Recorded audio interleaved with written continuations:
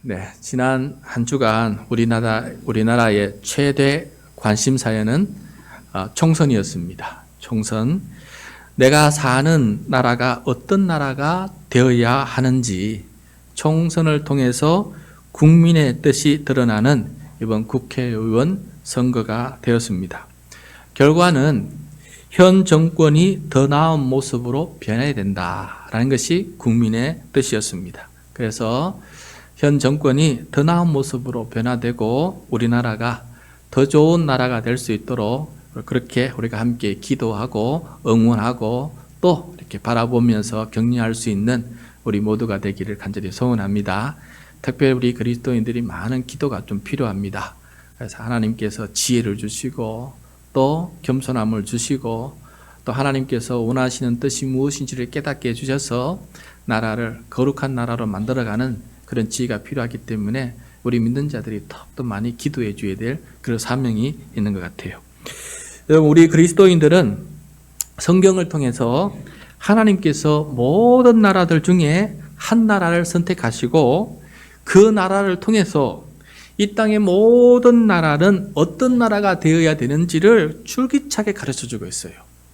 비록 이스라엘이라고 하는 한 나라이지만은 우리가 그 사람과 관계는 없지만은 그 나라를 통해서 하나님께서 역사하시는데 이 나라를 통해서 세상 모든 나라가 이런 나라가 되었으면 좋겠다라는 것을 우리들에게 가르쳐주고 있어요. 그래서 오늘도 우리는 이스라엘 나라의 역사, 이 어려운 말씀을 오늘 또 우리가 귀담아 듣고 또 살펴보는 이유가 이 속에 오늘 우리에게도 향하신 하나님의 뜻이 있기 때문에 그것을 찾기 위해서 오늘도 우리가 이렇게 말씀을 듣게 됩니다. 그래서 이 말씀을 통해서 하나님께서 원하시는 나라, 하나님의 나라는 어떤 나라가 되어야 되는지를 오늘 다시 한 번 더 배우고 또 깨닫는, 그리고 그것을 위해서 함께 기도하면서 실천하는 우리들의 모습이 되기를 간절히 소원합니다. 여러분, 이스라엘 민족은 애굽이라고 하는 대제국에서 해방되어서 나온 민족입니다. 애굽 제국은 어떤 사회였냐? 어떤 사회였길래 하나님께서 거기서 끄집어내시느냐? 왜 그 계속 살지 못하게 하시고 그 속에서 끄집어내셨느냐? 이게 중요한 거 아니겠습니까? 여러분, 애굽이라고 하는 나라는 사람의 신분이 노예가 될 수 있는 사회였어요. 사람이 노예와 종으로 전락하는 그런 사회였습니다. 두 번째, 강제 노동을 동원해서 혹사를 당할 수 있는, 연약한 자는 강제 노동에 혹사를 당할 수 있는 그런 사회였습니다. 그다음에 자기가 믿는 신을 자유롭게 예배할 수 없는 사회였어요. 이런 사회에서 탄식하던 이 이스라엘 민족의 이 탄식 소리를 하나님께서 들으시고 하나님께서 그들을 애굽 땅에서 해방시켜서 구출해 주신 것입니다. 이것이 바로 이스라엘 민족의 구원의 역사예요. 이렇게 정치, 경제, 종교적으로 해방되어서 자유를 얻게 된 이 이스라엘 민족은 이전과 다른 애굽 사회와 같은 그런 나라가 아니라 전혀 다른 대안의 공동체, 대안의 나라, 새로운 사회를 만들어 가야 될 그런 사명이 있습니다. 그 사명을 주시기 위해서 하나님께서 우리들에게 시내산에서 십계명과 그와 관계된 수많은 율법들을 우리들에게 주신 거예요. 그래서 사람을 노예로 전락시키는 사회를 다시는 만들면 안 됩니다. 두 번째로 노동자를 강제 노동시켜서 탄식하게 만드는 사회를 만들면 안 됩니다. 세 번째, 이스라엘 하나님을 자유롭게 예배할 수 있는 이 예배의 자유를 빼앗아서는 안 됩니다. 그런 사회를, 나라를 만들어 가야 된다라는 것입니다. 여러분, 저와 여러분이 살아가는 우리 대한민국은 하나님께서 원하시는 이런 사회입니까? 이런 국가고 이런 나라입니까? 제가 보기에는 많은 부분에서 하나님의 뜻이 이루어지고 있어서 정말 감사하다는 생각을 하게 됩니다. 가장 중요한 건 종교의 자유예요. 믿음의 자유예요. 내 마음껏 예배할 수 있는 자유인데 이게 보장된 사회라서 무엇보다도 감사한 그런 마음을 가지고 있습니다. 그럼에도 불구하고 정치, 사회, 경제, 사회적인 부분이 있어서 여전히 하나님께서 원하시는 온전한 모습을 닮아가지 못하고 있는 것도 현실이다라는 것입니다. 그래서 오늘 말씀 일부분인데 시내산에서 주신 말씀 일부분인데 하나님께서 꿈꾸는 나라, 하나님께서 원하시는 나라, 어떤 나라가 되어야 될까? 특히 오늘 말씀은 가난에 대해서 얘기하고 있어요. 우리가 살다 보니까 가난을 참 많이 경험하게 됩니다. 근데 하나님께서는 이 가난의 문제에 대해서, 가난 때문에 종이 되고 가난 때문에 노예가 되고 가난 때문에 극심한 노동의 피박 속에 살아가는 이 문제들이 발생하게 되는데, 하나님은 이 가난의 문제를 어떻게 해결하는 그런 사회가 되어야 되는지 오늘 우리들에게 말씀해 주고 있습니다. 그래서 이 말씀을 함께 생각해 보시면 좋겠습니다. 여러분, 한 가지 질문을 드려볼게요. 가난은 그 가난한 사람만의 책임입니까? 우리 중에 여러분 부자 있습니까? 부자는 없는 것 같아요. 대부분 가난합니다. 근데 이 가난이 그 사람만의 문제입니까? 오늘 이스라엘 역사를 보면은 그 사람만의 문제가 아니다는 것을 뚜렷하게 말씀해 주고 있어요. 그 제국 자체가 노예와 종을 만드는 사회라면은, 권력을 이용해서, 그리고 노동자를 강제 노역시키는 그런 사회라면은 그 사회에서 어떻게 이 가난을 쉽게 벗어날 수가 있겠습니까? 그러므로 가난의 문제는, 개인의 문제는 사실 작습니다. 오히려 더 많은 문제는 사회 구조적인 문제가 그 속에 담겨져 있다라는 것을 오늘 우리들에게 가르쳐주고 있어요. 그래서 이 가난의 문제에 대해서 하나님은 어떻게 우리들에게 말씀해 주시는지 한번 살펴보고, 하나님의 뜻은 무엇인지 한번 우리가 깨닫는 그런 시간이 되었으면 좋겠습니다. 자, 첫 번째, 가난한 이웃에게 돈을 구워줄 때 지켜야 될 그런 책임에 대해서 말씀해 주고 있습니다. 여러분, 돈이 있어서 한번 가난한 자에게 돈을 구워준 적이 있습니까? 돈을 구워준 적이 있습니까? 그때 어떻게 해야 되느냐 주시는 말씀인데, 10절 11절입니다. 우리 같이 한번 읽겠습니다. 시작. 내 이웃에게 무엇을 구워줄 때에 너는 그의 집에 들어가서 전당물을 취하지 말고, 너는 밖에 서 있고 내게 꾸는 자가 전당물을 밖으로 가지고 나와서 내게 줄 것이며. 자, 누군가 돈을 꾸려고 나를 찾아오는 사람이 있을 때 그 사람을 신뢰할 수 있으면은 담보 없이 빌려줍니다. 담보 없이. 그러나 신뢰할 수 없는 사람, 참 갚을까 걱정되는 사람에게는 담보를 잡습니다. 담보를. 이 담보가 바로 여기 말하면 전당물이거든요. 전당물을 취한다라고 되어 있어요. 그래서 그 담보, 전당물의 가격에 합당한 만큼 거기에 해당되는 돈을 빌려주는 거 아니겠어요? 그런데 하나님께서는 이 전당물을 취할 때, 담보를 취할 때, 내가 그 사람의 집에 들어가서 내가 원하는 전당물을 가지고 밖으로 나오지 말라라고 말씀하고 있어요. 그럼 어떻게 되느냐? 나는 밖에 서 있고 돈을 나한테 꾸고는 사람이 자기가 자기 집에 들어가서 자기가 담보로 할 수 있는 물건을 가지고 밖으로 나오면은 내가 그때 그 물건을 내가 받아라라고 이렇게 말씀해 주고 있어요. 우리 사회랑 조금 동떨어지는 돈 빌리는 방식이라서 조금 이해가 되지 않는데, 근데 왜 이렇게 말씀하시느냐? 이게 중요하지 않겠어요? 왜 이렇게 말씀하시느냐? 돈을 구워 준다고 해서 마치 내가 그 사람의 집 주인처럼 행세하지 말라는 거예요.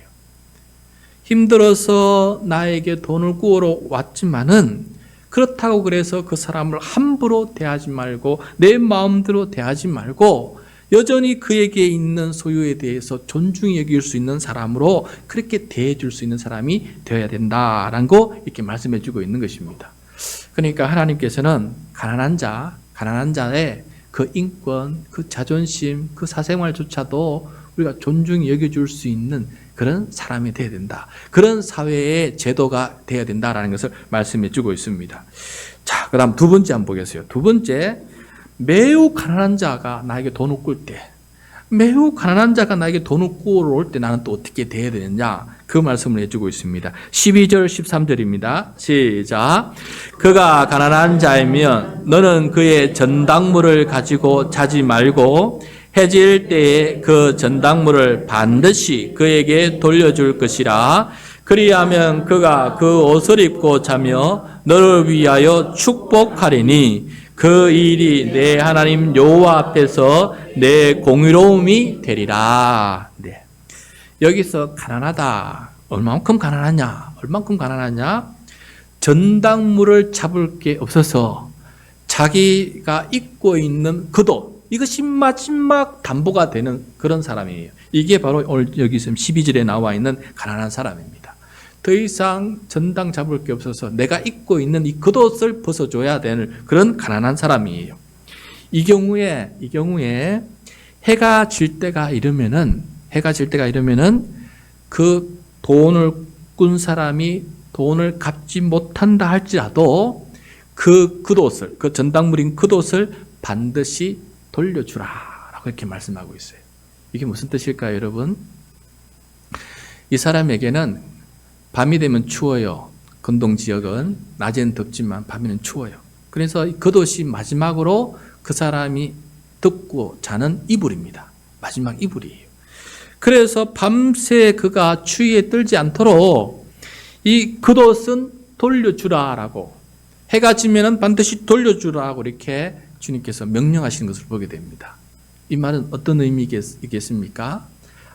아무리 가난하더라도 의식주 문제, 기본적인 그런 삶은 보장해 줘야 된다라는 것을 지금 말씀해 주고 있는 것 아니겠어요? 그래서 내가 긍휼한 마음이 있으면 겉옷을 돌려주고, 내가 긍휼한 마음이 없으면 겉옷을 돌려주지 않아도 된다, 이게 아닙니다, 여러분. 지금 주님께서 명령하시는데 무조건 겉옷은 돌려주라라는 것이 하나님의 명령이에요. 저녁 때마다 돌려주고 다시 아침 되면 다시 그 전당물을 내가 받는 한은 있더라도 그가 밤에는 잘 수 있도록 그렇게 해줘야 된다. 이것이 하나님의 백성이 해야 될 모습이다라는 것을 명령하고 있는 것을 보게 돼요. 이렇게 꾼 돈을 돌려받지 못하더라도 겉옷을 돌려주면 그 사람은 겉옷을 입으면서 겉옷을 주는 사람에게 축복을 합니다. 어떻게 축복을 할까요? 오늘 말씀에는 없지만은 제가 그 입장이 된다면 이렇게 말할 것 같아요. 미안합니다. 제가 돈을 갚아야 되는데 갚지 못했는데도 이렇게 겉옷을 돌려주셔서 감사합니다. 하나님께서 당신에게 큰 복을 내려주시길 바랍니다. 이렇게 얘기하지 않겠어요? 그래서 이렇게 그 사람을 축복을 하게 해주세요. 이 축복을 이렇게 겉옷을 돌려주고 이 축복을 받는 이런 관계를 가리켜서 하나님 앞에 나의 공의로움이 된다라고 말씀하고 있어요. 자, 여러분, 공의로움. 어려운 단어입니다. 성경에서 공의로움이라는 것은 어려운 단어예요. 이 공의로움이란 어떤 단어일까? 쉽게 말하면 우리가 자주 사용하는 단어가 있는데 정의예요.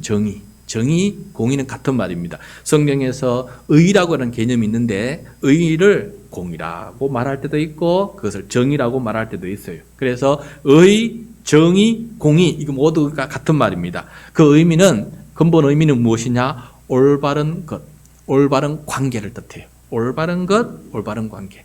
하나님 앞에서 올바른 것이 무엇이냐, 올바른 관계가 무엇이냐, 이게 바로 의고 정의고 공이다라는 것이죠. 그것을 바른 관계를 세워나가는 것이 바로 의로움이고 공의로움이다라는 것을 말씀해 주고 있어요. 이것의 반대말은 불법이에요. 불법이고 성경에서는 쉽게 말하면 그것이 죄다라고 말하고 있어요. 죄. 그래서 의인과 죄인이 자주 대비되고 있어요. 그래서 의인이 아니면은 불법을 저지르면 죄인인 겁니다. 그래서 오늘 말씀해 보면은 죄인이 되지 말라, 죄를 짓지 말라, 오히려 의롭게 살아라라고 이렇게 말씀해 주고 있는 것 아니겠습니까? 이렇게 불법, 불의, 죄를 짓는 죄인을 이 사회에서 하나님 말씀 어떻게 말씀하냐면은 징벌하라라고 돼 있어요. 징계하라고 돼 있어요. 불의를 행하고 죄를 짓는 사람에게 징계를 내린 것이 하나님의 정의예요. 왜 그게 정의냐? 그런 징계를 통해서 그 사람이 올바르지 못한 부분들을 회개하고 뜯어 고치고, 그래서 바른 모습으로 회복해 나가는 것, 의로운 모습으로, 공의로운 모습으로 회복해 나가는 과정이기 때문에 성경에서 보면은 그런 불의를 행하는 사람에게 징계가 내려지는 것이 정의롭다라고 말씀하고 있어요. 그래서 단순히 징벌하는 게 목적이 아니고 그 사람을 다시금 의인으로 회복시키는 회복의 의미가 있기 때문에 징계를 내려야 된다라고 말씀하고 있는 것이에요.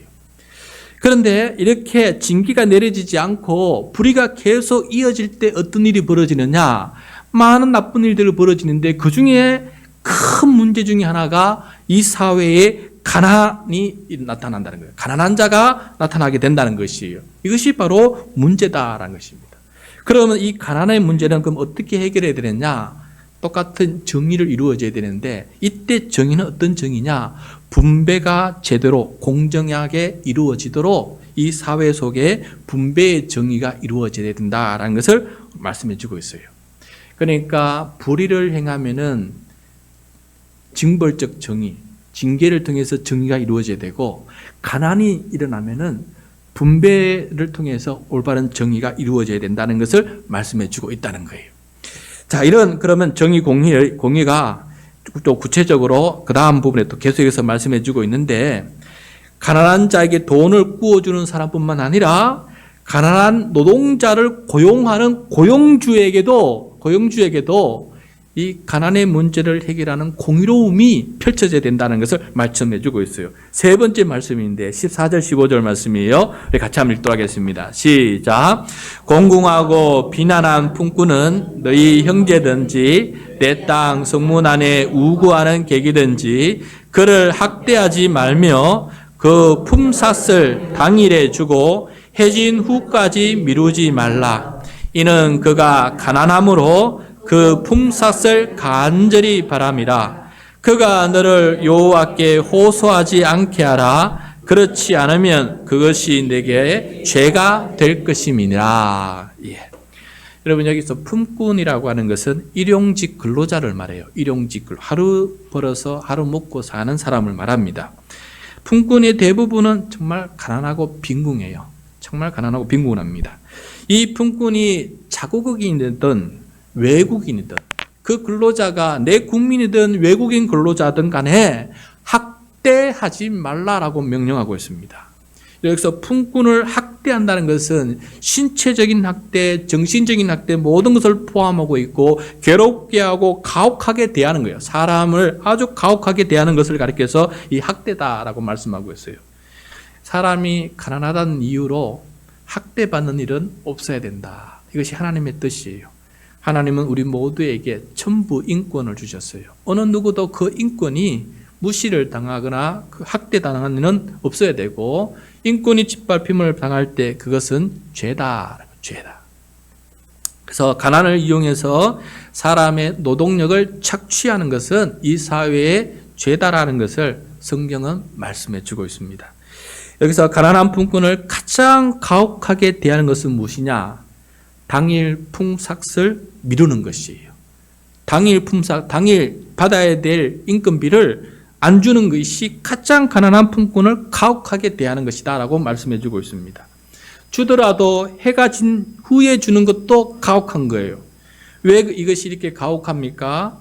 품삯을 미루면은 그날 벌어 그날 먹어야 할 사람들이 그날 굶게 되기 때문에, 저녁에 들어가서 굶게 되고 가족이 다 굶기 때문에 그렇습니다. 그 다음에 해가 진 후에도 주면 안 됩니다. 해 지기 전에 미리 주어야 됩니다. 왜냐 그렇습니까?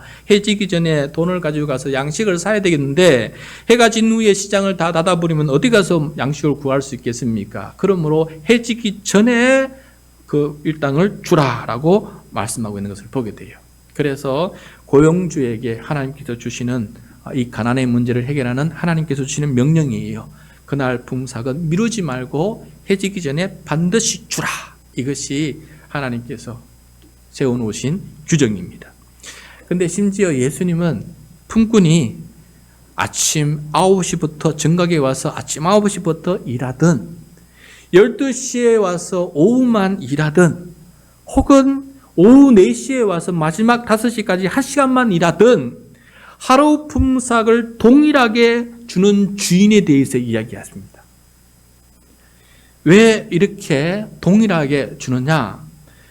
이 주인의 눈에는 일한 노동력만 보는 것이 아닙니다. 그 사람의 노동력만 보고 계산하는 것이 아니라 품꾼의 일용할 양식을 보장해주는 이 사회의 가난의 문제를 해결해주는 공의로운 마음이 그 속에 있기 때문에 1시간만 일해도 동일 품삯을 나누어 주는 것입니다. 이것이 바로 주인의 마음이에요. 이것이 바로 하나님 아버지의 마음입니다. 그러므로 이 말씀이 적용하는 사회는 없을 것 같아요. 고용주가 이렇게 시간 따라서 그것도 안 주려고 하지. 어떻게든 30분 빼고 더 안 주려고 하지. 이렇게 하는 고용주가 이 세상에 있을까 하는 생각을 해보지만은 하나님의 마음은 그거예요. 공의롭다면은 이 세상의 가난한 자들에게 그날 살 수 있도록 보장해 주는 것, 하루를 살아갈 수 있도록 보장해 주는 것, 이것이 바로 하나님 아버지의 공의로움이다라는 것을 오늘 우리 말씀을 통해서 우리가 배우게 됩니다. 자, 그럼 네 번째, 땅을 소유한 사람들에게 공의로움을 요구하는 말씀이에요. 땅을 가진 자들에게 공의롭게 살아야 되는 모습 말씀하고 있습니다. 19절, 20절, 21절이에요. 시작. 네가 밭에서 곡식을 벨 때에 그 한 뭇을 밭에 잊어버렸거든 다시 가서 가져오지 말고 나그네와 고아와 과부를 위하여 남겨두라. 그리하면 내 하나님 여호와께서 내 손으로 하는 모든 일에 복을 내리시리라. 네가 내 감람나무를 떤 후에 그 가지를 다시 살피지 말고 그 남은 것은 객과 고아와 과부를 위하여 남겨두며 내가 내 포도원의 포도를 딴 후에 그 남은 것을 다시 따지 말고 객과 고아와 과부를 위하여 남겨두라. 자, 여러분, 여기서 나그네와 고아와 과부는 그 당시 가장 가난한 사람의 세 종류였어요. 그때 당시에 가장 가난한 사람들의 세 종류였습니다. 이 사람들을 잘 배려하는 것이 가난의 문제를 해결하는 것이었어요. 자, 그런데 밭을 가진 사람에게 그 밭에서 곡식을 벨 때 한 묶음을 밭에 잊어버렸다, 이런 일이 생각나면은 다시 가서 가져오지 말라, 그냥 남겨두라 라는 것이에요. 이게 바로 하나님께서 가난한 자들의 양식을 준비하는 모습이에요. 성경의 다른 말씀에 보면은 긍휼한 마음이 없는 주인을 위해서 좀 더 강한 공의로움을 요구하세요. 예를 들어서 밭에 곡식을 벨 때에 내 모퉁이에 있는 벼는 곡식은 베지 말고 그대로 남겨두라는 거예요. 그 다음에 베다가 땅에 떨어진 이삭이 있잖아요. 그 이삭은 줍지 말라는 거예요. 왜냐하면은 그냥 남겨둬야 돼요. 이것은 누구의 양식입니까?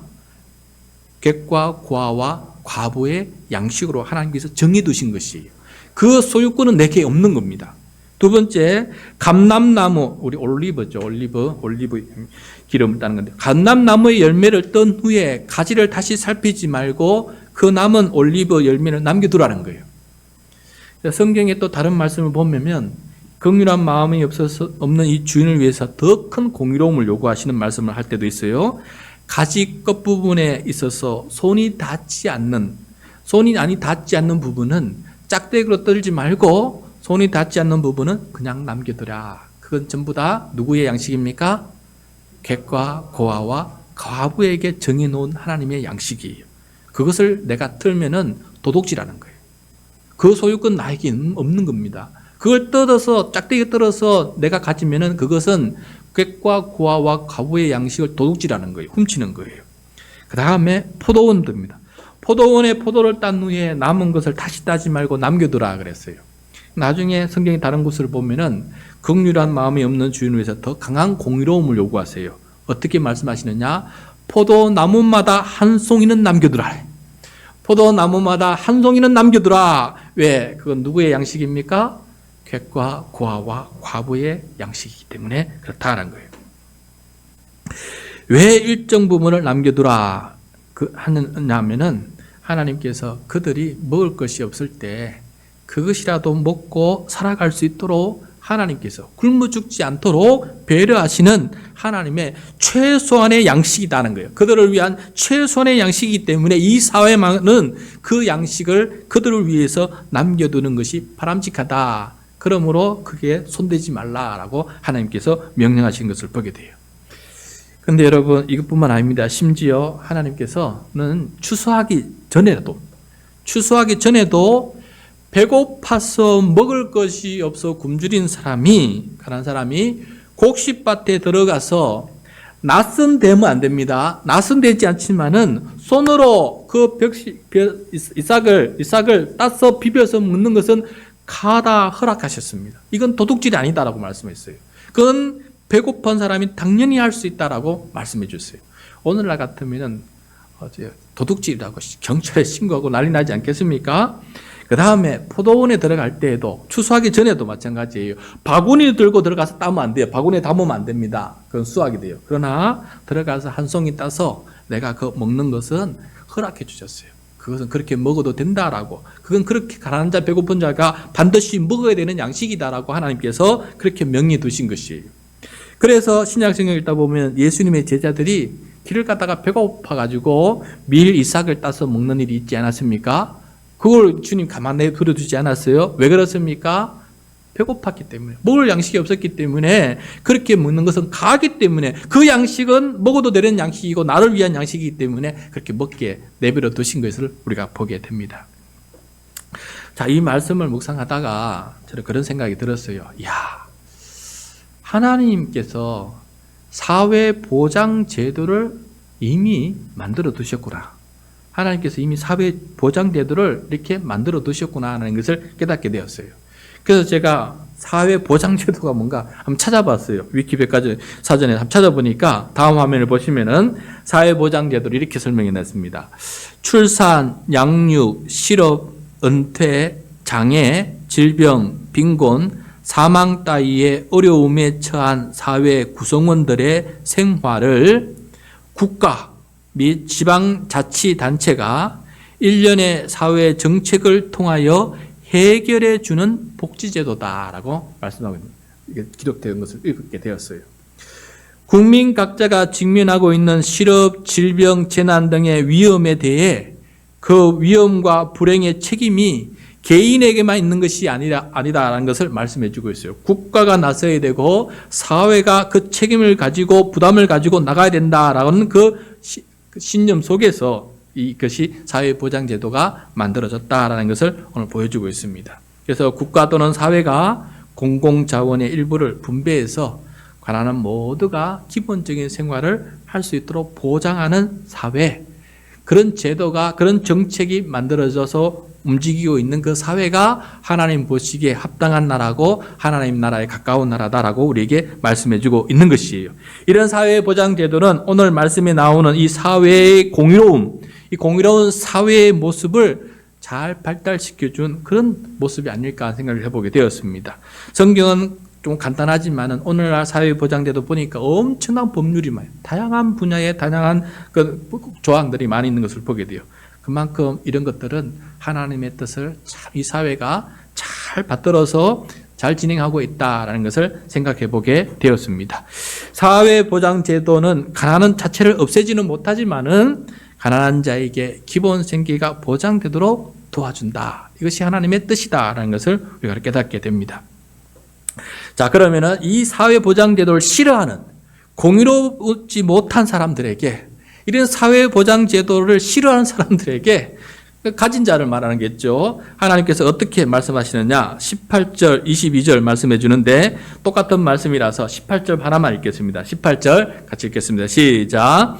너는 애굽에서 종되었던 일과 내 하나님 여호와께서 너를 거기서 속량하신 것을 기억하라. 이러므로 내가 내게 이 일을 행하라 명령하노라. 자, 여기서 기억하라라고 말씀하고 있습니다. 두 가지를 기억해야 돼요. 두 가지. 첫 번째는 너는 애굽에서 종되었던 일을 기억하라라고 말씀해 주고 있어요.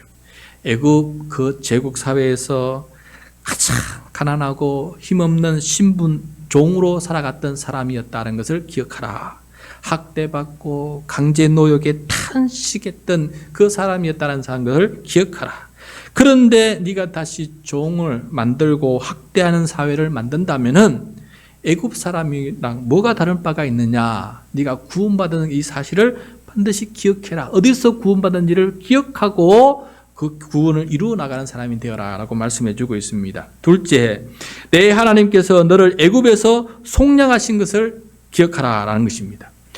그런 악한 애굽 사회로부터, 그 악의 사회로부터 해방되어서 하나님의 의를 배우고 무엇이 의로운 것인지, 무엇이 정의롭고 공의로운 것인지 너희들 배웠으니 그 정의와 공의를 행하는 사회의 사람이 되어야 된다는 사실을 기억해라. 너를 속량하신 이유는 의로운 하나님의 공의로운 사회를 만들기 위해서 너를 불렀다는 사실을 꼭 기억해야 된다라는 것입니다. 다시는 애국 같은 그런 사회를 만들지 말라는 것이 하나님께서 저들을 부르신 이유 아니겠습니까? 이 두 가지를 기억한다면 하나님께서 이스라엘에게 이 일을 행하라고 명령하신 것이기 때문에 당연히 이 명령에 따라서 실천하는 사람이 그런 사회가 되는 것이 바로 구원받은 사회의 모습이다라는 것을 우리들에게 가르쳐주고 있습니다. 여러분, 우리 사회가 이렇게 하나님의 뜻에 합당한 가난의 문제를 적극적으로 잘 해결해 나갈 수 있는 그런 사회가 될 수 있도록 우리 기도하고 그런 정책을 가지고 나와서 또 정책을 펼치는 사람들을 위해서 지지해주고 후원해주는 그런 우리 모습이 될 때 하나님의 뜻을 공의로운 삶을 살아갈 수 있는 우리의 모습이 된다라는 것을 꼭 명심할 수 있기를 바랍니다. 지난 주간 총선에서 우리 국민은 우리 사회가 더 공의로운 사회가 되어야 된다라는 뜻을 표출했어요. 정부와 국회가 더 공의로운 정책을 통해서 더 공의로운 사회를 만들어야 된다는 그 책임감을 다시 한번 일깨워주는 일들을 우리 국민들이 했습니다. 그래서 우리는 이제부터는 정쟁과 또 총선에 의해서 미루어진 이 민생 문제가 신속하게 지혜롭게 해결해 나가서 이 사회의 가난 문제를 해결할 수 있는 정부와 국회의원이 될 수 있도록 좋은 법과 제도를 만들 수 있도록 우리가 기도하고 그들을 지지할 수 있는 그런 모습으로 변해가야 되겠습니다. 그리고 우리 개인도 마찬가지예요. 나는 공의로운 그리스도인인가? 나는 공의로운 개인인가? 이 부분도 오늘 말씀을 통해서 우리가 무시하고 살아서는 안 되겠습니다. 우리는 좀 있을 때 지식이 좀 있거나 또 건강이 좀 더 있거나 또 돈이 좀 더 있거나 할 때 나보다 그렇지 못한 사람들을 은근히 이렇게 무시할 수가 있어요. 나도 모르게 그렇게 사람이 변해요. 그래서 그런 모습은 바람직하지 못하다라는 것을 오늘 우리 말씀을 통해서 우리가 배우게 됩니다. 어떠한 사람일지라도 하나님의 형상으로서 그 인권이 존중되고 보호되고 또 우리가 지켜주어야 된다는 것을 오늘 말씀을 통해서 깨닫게 돼요. 여러분은 가난하지 않습니까? 여러분은 부자입니까? 가난합니까? 여러분, 가난에도 두 가지 종류가 있더라고요. 절대적인 가난이 있어요. 의식주가 도대체 해결되지 않는 절대적 가난이 있어요. 그런데 이 땅을 살아가는 사람은 대부분 의식주를 해결해 주고 있어요. 우리 사회가 굉장히 좋은 사회보장제가 잘 돼서 최소한 의식주 문제는 해결해 주는 사회가 되었어요. 그러면 뭐가 문제냐? 전부 다 상대적 가난이에요. 상대적 가난. 상대적 가난은 어떻게 느끼느냐? 비교하기 때문에 느끼는 가난이에요. 비교하기 때문에. 누구랑 비교하기 때문에 그렇습니까? 집 한 채가 있는 사람은 집 두 채에 있는 사람과 비교했기 때문에 자기가 가난한 거예요. 나는 가난하다. 대부분 이런 상대적인 가난 속에서 우리가 불행하게 살아가고 있는 것을 보게 돼요. 그래서 오히려 가난함에도 불구하고 행복하다는 것이 바로 예수님의 말씀이에요. 가난한 사람이 오히려 행복하다는 사실을 깨닫고 이 비교와 또 이 비교, 질투, 시기 질투의 이 모든 이 피의식에서 해방되어서 내게 주어진 것을 감사하고 이게 많고 적음을 초월해서 내가 부할 때도 처할 줄 알고 가난한 때도 처할 줄 알게 되어서 이런 비교의식의 종이 되지 말고 노예가 되지 말고 내게 주어진 모든 것들을 감사하면서 살아가는 것, 이것이 바로 행복한 삶의 비결이 아니냐, 가난을 올바로 대하는 우리들의 모습이 아닐까 하는 생각을 해보게 됩니다. 그러므로 하나님께서 주신 이 모든 것들을 감사하면서 또 그 주신 선물들을 나보다 더 힘든 사람들과 함께 공유하면서 그렇게 살아간다면 우리는 구원받은 자의 공의로움을 올바르게 행사하는 그런 믿음의 사람이 될 줄로 믿습니다. 이 공의로움을 꼭 이루어가도록 합시다.